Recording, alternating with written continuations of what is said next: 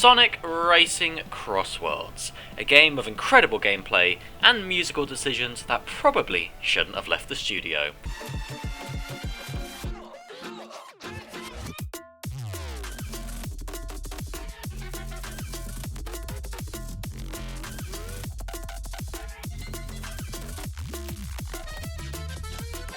With the open beta now drawing to a close, it's time to ask, how does Sonic Racing Crossworlds stack up?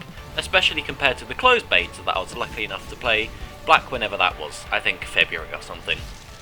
Let's break it all down, but first, a quick plug, which is rare for me. You can now become a channel member for basically the same price as a soggy vending machine sandwich, and in return you get early access to videos and your name immortalised in opening credits, which I will make. Now, let's talk about Sonic. I didn't care until I did. So here's the thing. When the original beta was announced, I was lukewarm at best. Like a cup of tea you made and left it on the side just for a little bit too long. And then I actually played it, and I was hooked for hours. It turned out to be an absolute blast. It had tight controls, fun mechanics, and a surprising amount of depth. I was fully on board, until I saw the price. What the hell? Oh my god, no way. Let me be blunt. £80 for the base game and DLC is not just a tough sell. It would be easier trying to sell me more on the idea that J.K. Rowling is anything other than a washed up old Nazi husk of a human. So, the big question is it worth it? The honest answer, no. The nicer answer, still no, but it's a really, really good time. And when it eventually goes on sale, probably definitely be worth it then. Let's talk about the gameplay. At its core, Crossworlds is just no different to your traditional kart racer. It's got 3-lap races, chaotic items and corner drifting for speed boosts, and general vehicular betrayal of friends and loved ones strong enough to flip over 50 Monopoly boards. Pretty standard stuff. But, and it's a big but, every second lap introduces a twist. Whoever's in first place gets to choose a crossworld, basically warping the race into an entirely different location for the second lap. Think of it as if reality got bored, hit shuffle on the space-time continuum. This adds a ton of variety and unpredictability. Every race feels like a new experience, which helps keep things fresh and massively replayable. It's like kart racing meets interdimensional roulette. You never know what you're going to get, but it'll probably involve giant killer dinosaurs or roulette wheels or coconut malls. I mean colourful malls. Vehicles. Sonic Racing Crossworlds marks the triumphant return of the Extreme Gear, the hoverboards that were criminally absent for far too long. I wept, my goats rejoiced, all was right in the universe. The vehicles come in 4 different categories. Speed, for going fast, handling, for tight corners and less screaming, power, for smashing through obstacles, like a Trump voter who just saw a rainbow in the sky, and boost, aka the extreme gear, for players who don't have the brain capacity of a dead tortoise.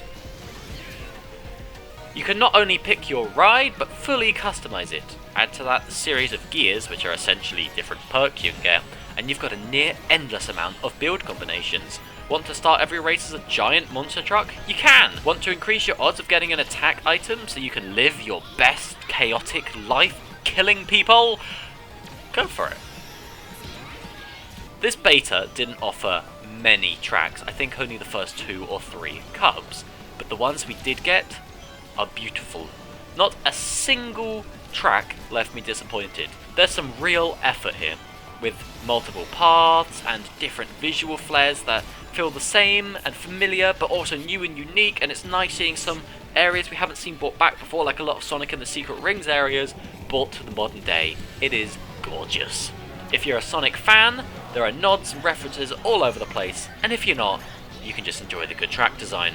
But if you're not, I'm not really sure why you'd be watching a video on the review of the open beta of Sonic Racing Crossworlds. In fact, if you're a Sonic fan, you've probably played the beta, so I really don't know why you're watching this video. Item balance has seen a huge improvement since the closed beta. Gone are the days of getting spammed with those spinning saws every 3 seconds like you're stuck in a nightmare woodworking class. There's now a healthy mix of skill-based gameplay and chaotic item fun. Don't get me wrong, you still get blasted, crushed and humiliated more than wetting yourself in the middle of a school assembly, but it feels earned and not cheap. Visually, the game looks solid, until you notice that the character models don't cast shadows on themselves. It's weird. The back of Sonic's head looks just so weirdly smooth and lit up without there being any shadows cast from his other quills onto this one. It's very odd, and some tracks, specifically Metal Harbor, springs to mind. It looks really flat and textureless.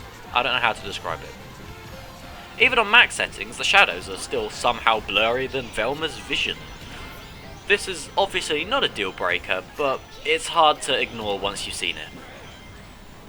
The music. Oh, the music. If you listen to the soundtrack just by itself, you might wonder if your headphones are broken, or if someone accidentally had their cat walk over the keyboards during the recording of the music.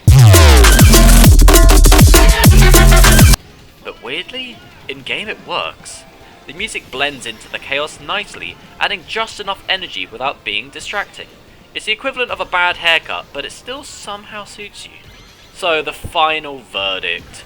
Sonic Racing Crossworlds is an absolute blast to play. Cross-world mechanic is genius, and the return of the extreme gear is a Sonic Riders fan's wet dream, and the gameplay loop is tight and endlessly replayable. But let's not beat around the very, very big bush, a sort of 1970s sized bush.